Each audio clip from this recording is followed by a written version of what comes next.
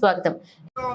అలాగనే space parts వేయించుకోవాల్సి వచ్చిన అక్కడ కానీ మెకానిక్లు కానీ ఇవాళ ఆటో రంగం ఒకటే కాకుండా ట్రాన్స్పోర్ట్ రంగంలో ఉన్నటువంటి ఆటో, అట్లాగే టాటా ఏసీలు, కార్లు, లారీలు, ప్రభుత్వానికి వచ్చేటువంటి ఆదాయం పెట్రోలు, డీజిల్, గ్యాస్ ద్వారా, ఇన్కమ్ ట్యాక్స్ ద్వారా వచ్చేటువంటి ట్యాక్స్ ద్వారా వచ్చేటువంటి అనేక రూపంలో ఈ రోజు వ్యాపారాలు కూడా దెబ్బతినే పరిస్థితి వస్తూ ఉంది.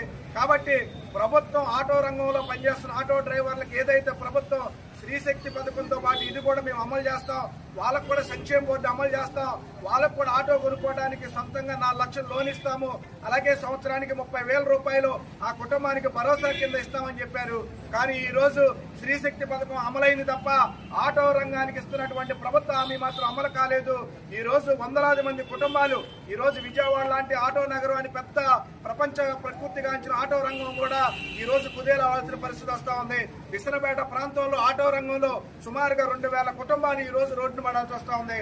అందుకని రాష్ట్ర ప్రభుత్వం స్త్రీశక్తి పథకంతో పాటు ఆటో రంగంలో ఆ రోజు మీ మేనిఫెస్టోలో ఇచ్చిన ప్రకారం ఈ అమలు చేయకపోతే పెద్ద ఎత్తున ఆటో రంగం స్తంభింపజేసే దానికోసం మేము సిఐటిగా కార్మికులందరూ పోగేసుకొని ఆందోళన చేస్తామని, ఈ సందర్భంగా ప్రభుత్వానికి మా బాధలు కూడా ఆలకించాలని కూటమి ప్రభుత్వానికి, పవన్ కళ్యాణ్ గారికి, అట్లాగే మరి చంద్రబాబు నాయుడు గారికి వీరందరూ వెంటనే ఈ ట్రాన్స్పోర్ట్ దాని మీద మేము కమిషన్ వేస్తున్నాం అన్నారు.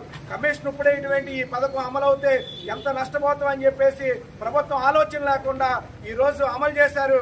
మీరు హామీని నిలబెట్టుకున్నారు, మాకు ఇచ్చినటువంటి హామీని కూడా నిలబెట్టుకోకపోతే పెద్ద ఎత్తున మేము ఆందోళనకి బంధుకు కూడా సిద్ధపడతామని చెప్పేసి ఈ సందర్భంగా తెలియజేస్తూ ఈ రోజు ఆటో కార్మికులు వందలాది మంది విష్ణుపేట ఎంఆర్ ఆఫీస్ వద్ద ఆందోళన చేయాల్సి వస్తోంది.